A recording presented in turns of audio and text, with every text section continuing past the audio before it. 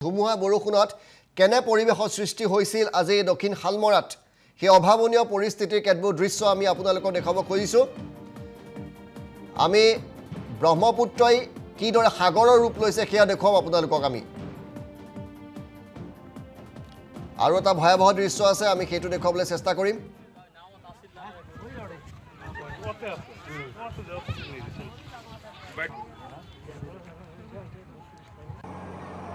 এই দৃশ্যটো আপোনালোকে চাওক এখন যন্ত্ৰচালিত নাৱত অজস্ৰ লোক হঠাৎ ধুমুহা আহিছে চিঞৰ বাখৰ শুনিবলৈ পোৱা গৈছে আৰু এখন ব্ৰহ্মপুত্ৰ ধুমুহাৰ পিছত যেন সাগৰৰ ৰূপ লৈছে ব্ৰহ্মপুত্ৰই প্ৰবল ঢৌৰ সৃষ্টি হৈছে মানকাছৰ ব্ৰহ্মপুত্ৰৰ বুকুত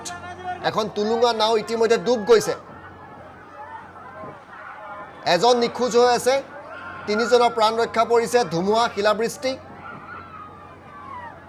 এই দৃশ্যটো আমি আপোনালোকক দেখুৱাইছোঁ গতিকে বেয়া বতৰত নাও লৈ ব্ৰহ্মপুত্ৰলৈ আপোনালোক নাযাব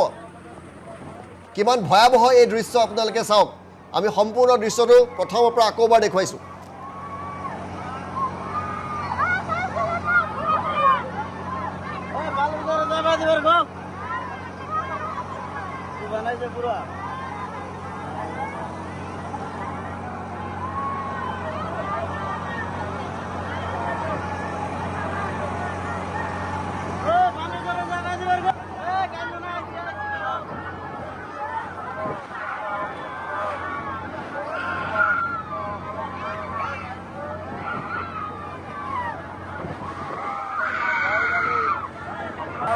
চিঞৰ বাখৰ শুনিবলৈ পোৱা গৈছে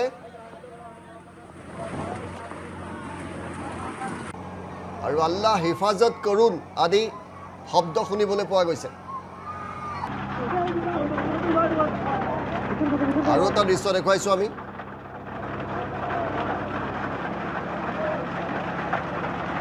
ভয়াবহ শিলাবৃষ্টি ধুমুহা শিলাবৃষ্টি আৰু ব্ৰহ্মপুত্ৰৰ মাজত কেনে পৰিবেশৰ সৃষ্টি হ'ব পাৰে দুইটা দৃশ্য আমি একেলগে আপোনালোকক দেখুৱাম কিমান ভয়াবহ পৰিবেশৰ সৃষ্টি হৈছিল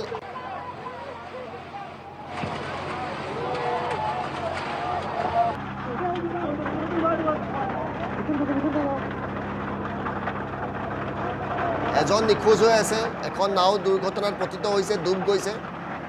বাকীসকলক উদ্ধাৰ কৰা হৈছে ভয়াবহ পৰিৱেশ গতিকে এইকেইদিন বতৰ বেয়া হৈ আছে কেতিয়া ধুমুহা আহে ঠিক নাই গতিকে ব্ৰহ্মপুত্ৰত নাও লৈ যাওঁতে প্ৰতিজন নাগৰিক সাৱধান হোৱাৰ খুবেই প্ৰয়োজন